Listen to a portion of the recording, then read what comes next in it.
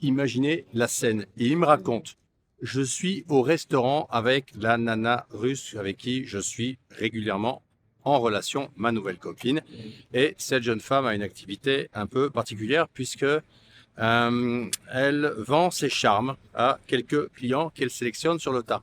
Et il me raconte qu'il est au restaurant avec elle. Elle est belle, elle est intelligente, elle a fait des études supérieures, mais elle a cette profession un petit peu spéciale, si je puis dire ça comme ça. Et en mangeant avec elle au restaurant, dans un restaurant du quartier Lubyanka à Moscou, il me dit à un moment, on parle de politique et elle lui dit, moi, je suis pour les valeurs traditionnelles et spirituelles russes.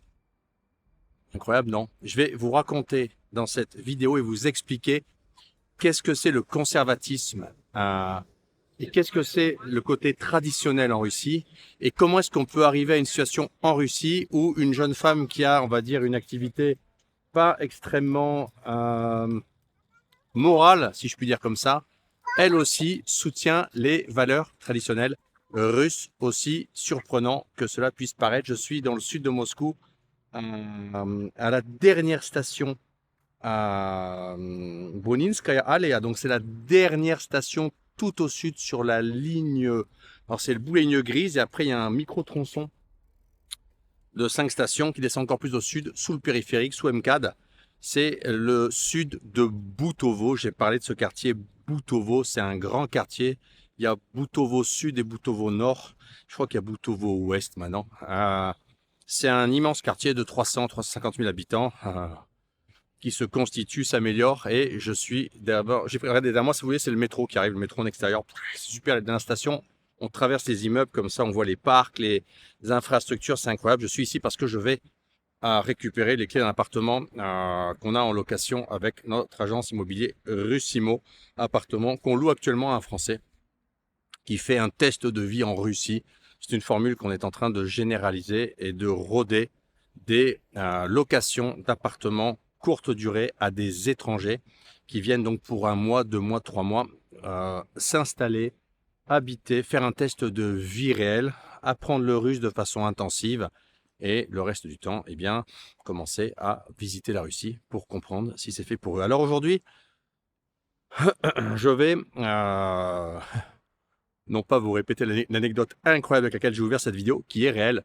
Je vais tenter de vous expliquer ce qu'on entend par conservatisme et par traditionnalisme en Russie, parce que c'est souvent un point compliqué, mal compris, mal intégré, souvent mal interprété par les étrangers en fait qui regardent la Russie comme un potentiel pays dans lequel émigrer.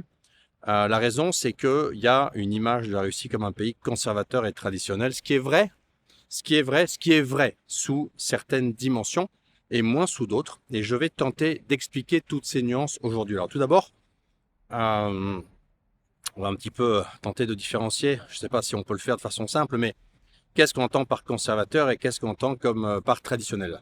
Ce qu'on entend par traditionnel, c'est une forme d'attachement social, culturel, mental, familial, à une forme d'avant, c'est-à-dire l'attachement à des valeurs, à la famille, à l'histoire, à la tradition, à ce qu'il y a eu en fait.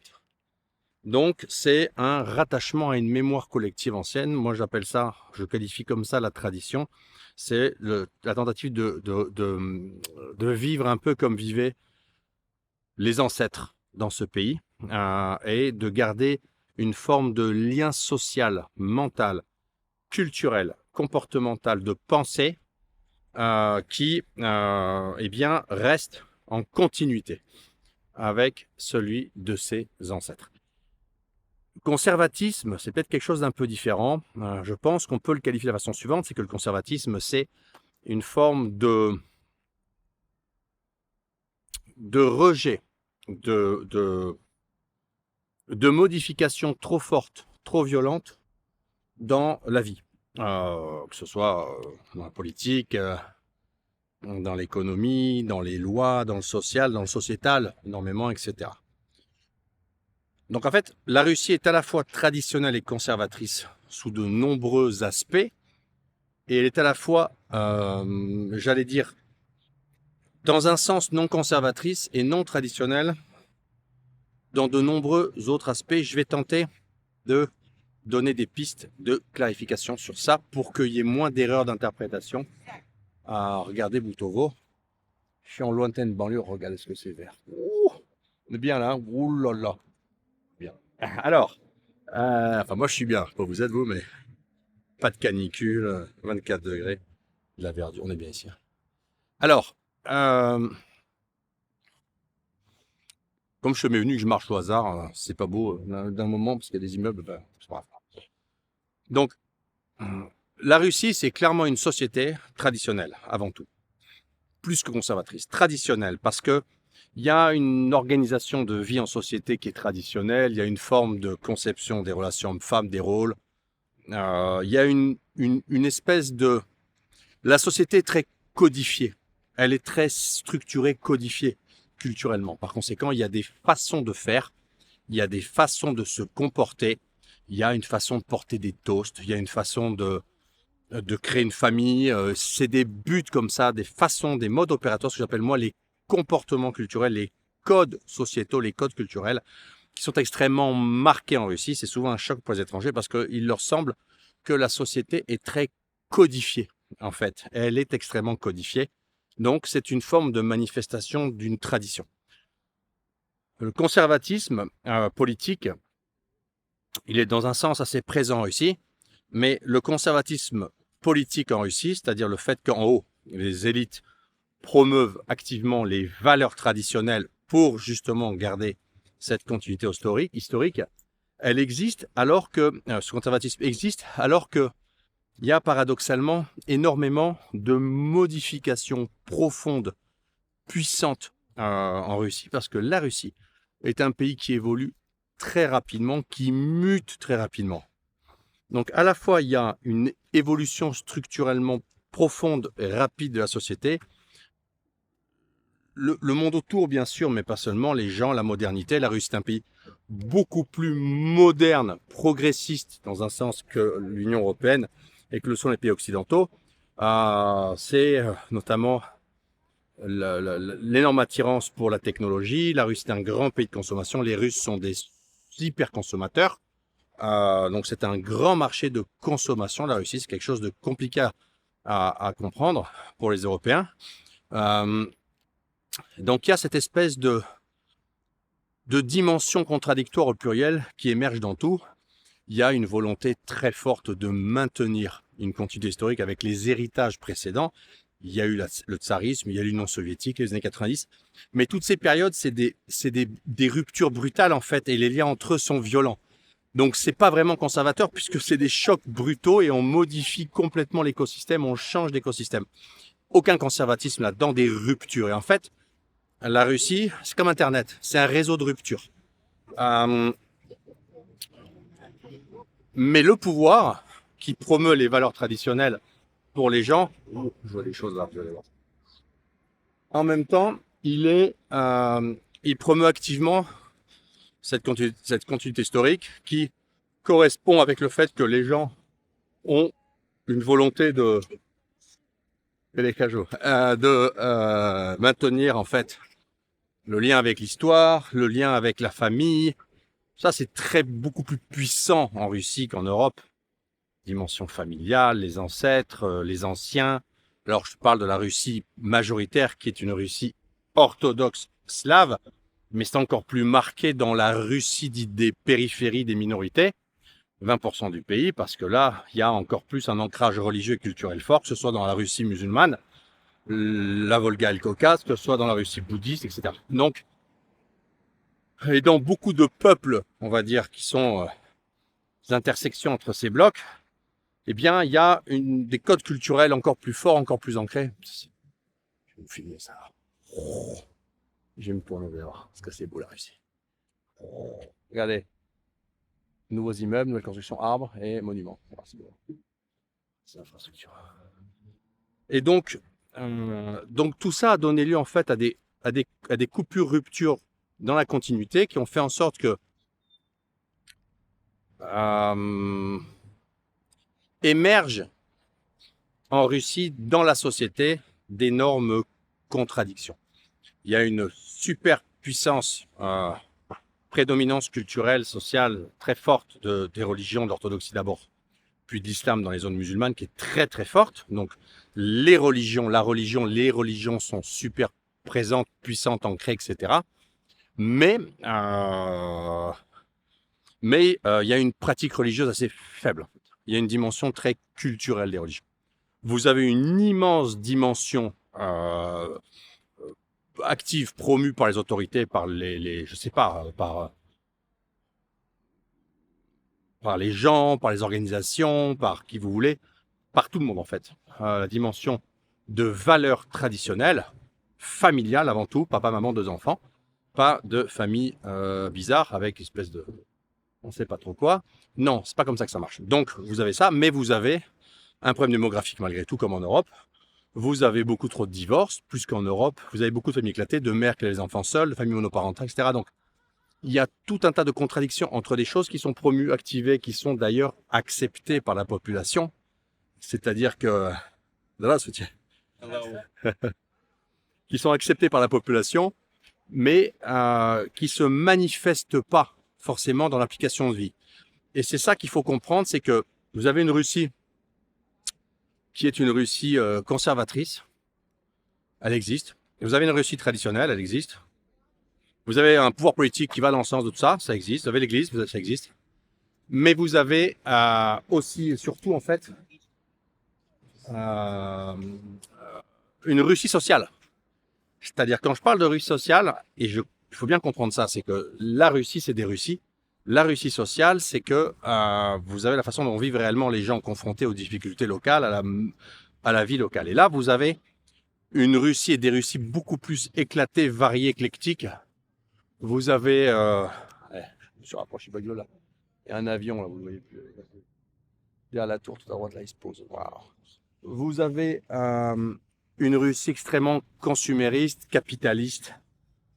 Ici, c'est le business, c'est les affaires, les relations à l'argent sont très ancrées, très puissantes. C'est plus l'Amérique, dans un sens, que l'Europe sous énormément d'aspects. La Russie, il faut bien comprendre ça. On est plus proche dans l'Amérique que de l'Europe, sous un tas d'aspects, sous un tas d'autres, on est plus proche de l'Europe. Donc voilà, les contradictions russes sont la manifestation la plus profonde et sincère de ça. Parce que quand on arrive d'Europe, on se dit ouais, c'est bon, c'est un pays conservateur, religieux, machin, tout est comme chez nous, quoi. C'est la Pologne orthodoxe. Non, pas du tout. Absolument pas. C'est la Suède de droite, plutôt. Vous voyez? C'est des trucs du frucien, ça. C'est le seul pays au monde où une péripapéticienne, une escorte, on peut appeler ça. C'est encore un anglicisme, je vais encore me prendre une amende, mais ça s'appelle comme ça. En russe, on dit escortnitsa. Eh bien, peut vous dire à un repas avec son décolleté qu'elle soutient activement les valeurs traditionnelles, morales et spirituelles russes. Elle le pense vraiment. Dans son inconscient à elle, c'est quoi? C'est pas de LGBT, des églises, les icônes, l'ambiance. C'est mieux papa, maman et 2 enfants. Elle voudrait une famille, mais la vie lui a pas donné encore les moyens d'y arriver. Donc, elle fait un peu différemment. Et ce grand écart mental n'est possible qu'en Russie, je pense. C'est le seul pays au monde où j'ai rencontré ça. Il n'y a pas ça en Serbie, je pense, qui est le pays le plus similaire. Peut-être ça en Ukraine, voilà. Pas en Biélorussie, plausiblement, mais voilà. Donc, comprendre ces contradictions. Et ça amène aussi à un autre raisonnement qui est lié, en fait, enfin, 2 autres idées qui sont liées à la dimension conservatrice quelque part et traditionnelle, même si les manifestations qu'on en attendrait lorsqu'on a un regard européen sur le corps social russe serait de dire ce serait ça, non, c'est comme ça. Eh bien, c'est la souveraineté qui a un rôle important là-dedans aussi. La souveraineté parce que les Russes sont à la fois très individualistes et à la fois très collectifs, mais la liberté individuelle y est très importante. Et la liberté individuelle entraîne beaucoup plus d'individualisme. Et ça se manifeste dans la société, c'est je fais ce que je veux. Ça, c'est quand même très répandu en Russie. Et une autre chose, de l'avion dessus de moi, vous le voyez là ou pas? C'est petit le... Voilà. Et une autre chose, c'est que quelque chose de vraiment important qu'il faut comprendre, cette vidéo, elle va faire... On se rappellera des vidéos du frucien dans 50 ans quand je serai mort. Alors, une chose qui est vraiment importante, c'est la dimension de stabilité. Parce que le conservatisme russe Il n'est pas freinant dans le sens des modifications structurelles que pourrait connaître la société. C'est pas là que ça se joue. Ça se joue à un autre niveau. Le conservatisme russe, il a plutôt une vocation d'accompagner une culture d'envie, de besoin, de stabilité. Qu'est-ce que c'est la stabilité? Eh bien, c'est éviter les ruptures que j'ai mentionnées précédemment de changement de système et de régime qui amènent chaque fois des chocs sociaux absolument considérables et des guerres. Et donc, ça, c'est aussi quelque chose de très important à comprendre sur le switch entre la dimension individuelle et collective, c'est que pour les Russes, en fait, la puissance de l'État, la force de l'État, les lois, le collectif avant l'individu, contre donc ils se révoltent en permanence, puisque quand vous avez une tendance lourde, vous avez tendance à nager à contre-courant, c'est normal. Eh bien, ça a une manifestation plus profonde qu'en Europe. C'est-à-dire que l'ordre, l'autorité, ce qu'on dit ici, mais c'est autoritaire, c'est... Oui, mais c'est le garant de la stabilité, en fait. Et la stabilité, c'est la paix. Et ce que les gens ne veulent pas, c'est le désordre, parce que le Russe, ce qu'il veut, c'est être libre. Il ne veut pas se faire emmerder en bas de chez lui. Donc, il veut de l'ordre, il veut de la paix, il veut du calme. Les Slaves sont fondamentalement des peuples extrêmement pacifiques, tolérants, ouverts. Faut voir les fusions de populations sur des siècles qu'il y a eu entre les Slaves et les populations indigènes, locales ou frontalières. Il n'y a jamais eu, rarement, des conflits. Et quand il y a eu des conflits, ça s'est terminé en paix profonde et sur la longue durée. Non. Les Russes, les peuples de Russie sont, les Russiens sont en fait, sont des peuples fondamentalement extrêmement pacifiques. Et ça, c'est quelque chose qu'il faut comprendre, c'est que quand on vient d'Europe, on se dit, ben non, mais en gros, pas d'autorité, liberté. Pas du tout. Pour les Russes, pas d'autorité égale désordre. La liberté, en fait. Voilà, là, je vais vous montrer derrière moi, il y a une nouvelle clinique. Alors, vous avez une nouvelle polyclinique. Et là, vous avez le Malochno Razdatochny Punkt. Voilà. Où on peut récupérer du lait de nouveau-né pour les mamans. Et là, vous avez une nouvelle construction. Vous avez une nouvelle construction là. Et une ancienne construction là. Okay. On est bien là. Vous avez, j'ai marché. Vous avez vu comment c'est clean? C'est pas leur bonheur. Donc, il y a tout ça qui joue. Et donc, quand on voit d'Europe, quand on imagine d'Europe, la Russie, c'est un pays traditionnel, les femmes sont toutes orthodoxes. Pas du tout, parce que la Russie sociale n'est pas faite comme ça. Les années 90 ont fait en sorte qu'il n'y avait plus d'hommes, les femmes ont dû se débrouiller toutes seules, elles ont transmis ça à leurs filles. Dans le monde slave, on est plutôt comme dans le monde scandinave, les femmes sont indépendantes. La Suède de droite, c'est-à-dire qu'en fait, si on parle de la relation homme-femme, parce que c'est un peu la clé des questions que me posent beaucoup d'hommes ces temps-ci, on va revenir sur ce sujet, attention, on va le traiter. Non, on est plutôt dans une société extrêmement... Il y a un collectif global, mais dedans, il y a un hyper-individualisme, encore dans les contradictions. Et bien sûr que vous allez avoir une volonté dans l'absolu des gens de dimension familiale, de valeurs traditionnelles. Les gens sont élevés comme ça. Leurs ancêtres ont été élevés comme ça. Les gens souhaitent ça, c'est la tradition. Et la Russie est beaucoup plus traditionnelle que conservatrice. En fait, c'est ça qu'il faut comprendre. Et aussi autre chose, c'est que dans les milieux, on va dire un peu plus, je sais pas comment on peut appeler ça, européens, on va dire occidentaux, quand on parle quand on parle de conservatisme, on pense libéral économiquement. Pas du tout ici, en fait. Absolument pas. Ici, c'est pas lire. Ici, au contraire, conservatisme ne veut pas dire libéral, veut plutôt dire autoritarien, protection de l'ordre, protection de la sérénité, protection de la stabilité. Donc, c'est quelque chose de très important, c'est que les conservateurs russes et européens ne sont pas du tout faits pour s'entendre sur un tas de sujets, parce qu'ils sont structurellement pas pareils. Est-ce que les conservateurs européens, patriotes, conservateurs, je peux m'appeler ça, enfin, ce que la droitosphère vient chercher ici, elle ne la trouve pas forcément dans la façon dont elle pensait le trouver, elle trouvera autre chose. Mais ça nécessite de reformater leur cerveau. Et les droitardés se trouvent pas bien ici, parce que ici, le conservatisme russe, la tradition russe, c'est le vivre ensemble, c'est la fédération de Russie, c'est l'état civilisation multiethnique. En fait, c'est absolument pas la même structuration profonde. C'est des femmes indépendantes, libérées.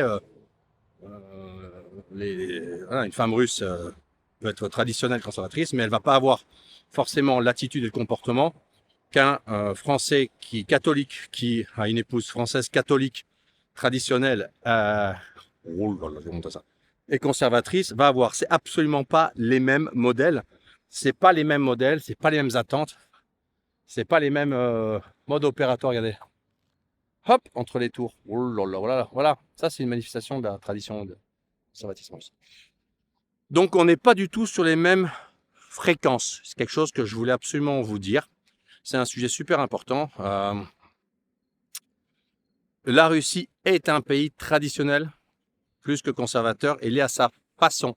Ça ne veut pas dire que ce soit un pays traditionnel et conservateur à la façon dont l'envisagent les Européens, les Français, et dont ils envisagent le conservatisme et le traditionnalisme. Il y a bien sûr beaucoup de points d'accroche, mais il y a aussi beaucoup de différences. L'un des principaux, c'est les femmes.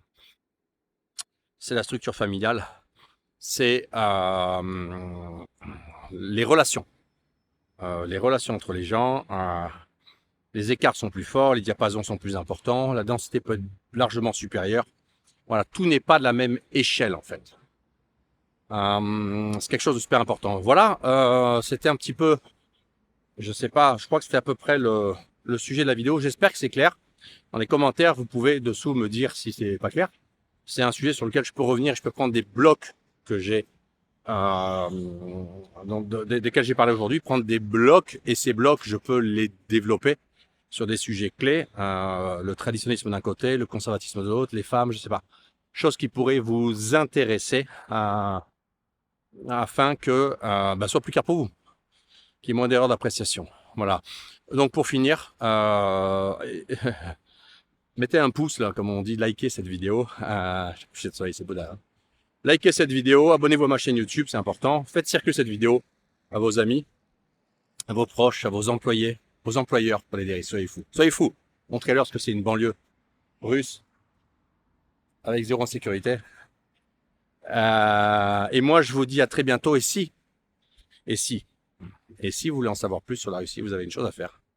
Eh bien, vous pouvez me suivre sur Telegram. Je vais mettre le lien de mon canal Telegram dans le premier commentaire et la vidéo.